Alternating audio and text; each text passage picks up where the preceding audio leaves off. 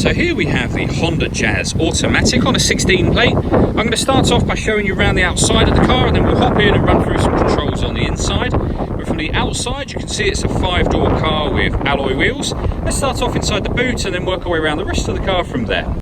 So as we approach the boot, you can see we have reversing sensors, plenty of boot space as well, along with that 60/40 split folding rear seat. Okay, so we're just going to work our way back round to the front of the car and then we'll hop in and run through some controls on the inside. But now that we've done a full circle of it, you can see it's in excellent condition the whole way round. Just briefly before we climb in, I think it's well worth seeing the interior from this exterior point of view. There's plenty to run through on the dashboard, so let's hop in and we'll do that right now.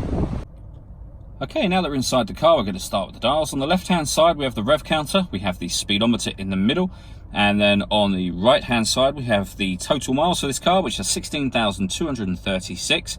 We also have the fuel gauge just beneath that. Over on the left, within the rev counter section, you can see that it will show you what gear this car is currently in. So at the moment, we're having P for park being highlighted there. If we back out to the steering wheel, we've got stereo controls and phone controls over on the left-hand side, and on the right-hand side, trip computer controls and cruise control just here, as well as speed limiter. Behind the steering wheel, we have this plus and minus pedal. That is so that you can change gear manually with this automatic gearbox. So in the center, this is the touch screen for the car. It's where you pair your phone, amongst other things. Those other things also including, of course, music. There's plenty of ways to listen to your music. We've got FM, long wave, medium wave, and DAB radio. We have a CD player, USB input, iPod input. We can stream our music wirelessly via Bluetooth audio as well, and this car's even got an HDMI input. So I say plenty of ways to listen to your music.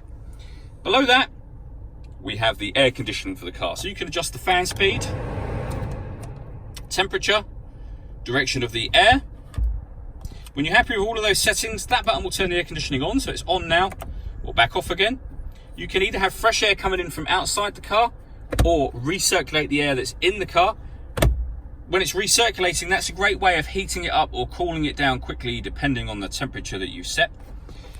Underneath that, we have the HDMI input, the USB input, and a 12-volt power socket, and then the automatic gearbox. So the right-hand side of that, we have this button just here. This turns off the stop and start. This car is designed to cut out when it's stationary in traffic to save you fuel. Hitting that button will turn that system off. All that leaves me to say is thank you for taking the time to watch this video. If you'd like to come and see the car in person and have a test drive, please feel free to call any of our MJA sites. We'd love to hear from you soon.